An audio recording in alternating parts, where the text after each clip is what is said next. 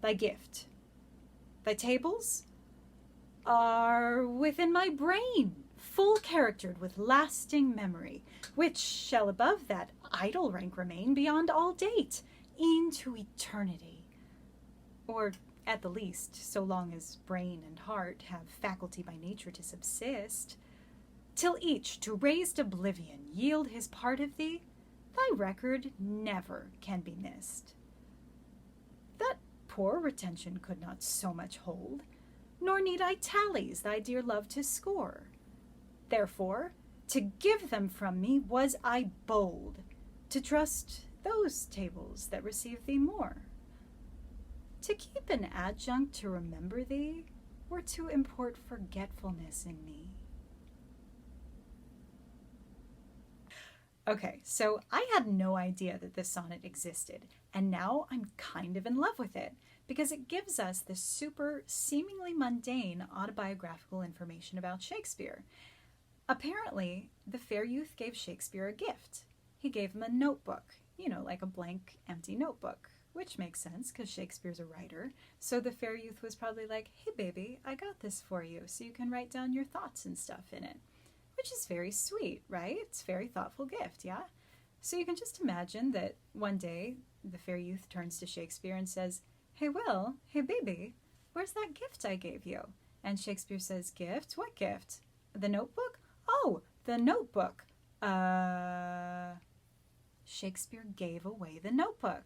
He gave away the fair youth's gift. What an idiot, right? What a dummy. So now what's he going to do? So he's thinking on his feet. So he says, your notebook is in my brain, baby, where it is full charactered with lasting memory. And he goes on to make this argument that, I was just going to fill it up with thoughts about you and how much I love you and how amazing you are. And all of that information is much safer in my brain and in my heart than in some notebook, because it can live forever in my brain and my heart. It can live for eternity, or at least as long as I'm alive and I have a brain and a heart. And then he goes on to say, that poor retention could not so much hold. My brain and my heart can hold so much more information than some notebook, nor need I tallies thy dear love to score. And I don't need to keep lists of all the amazing things about you. I have those lists right up here, baby, right up here.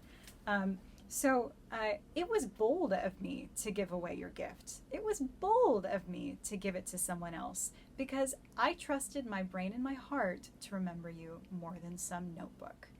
And besides, to keep an adjunct to remember thee, to keep a notebook to help me remember you, is to imply that I'm forgetful. And I could never forget anything about you, baby, ever. So yeah, this sonnet is just a masterclass in relationship bullshitting. Like, it's so clear that he's just trying to pull something out of his ass to assuage the situation. And I joke about it. I joke about how silly and mundane this seems, but clearly it was a big deal. And look where it falls. It happened right after this big group of sonnets about Shakespeare cheating on the fair youth. So he was probably still dealing with that. And after this sonnet, there are only 3 more sonnets before he and the fair youth finally break up for good. So I'm going to go out on a limb and say that this silly incident of the notebook being given away might have been the straw that broke the camel's back. It was clearly a very important thing to the fair youth. It was important enough that he wrote a sonnet about it. And also, I'll put this out there.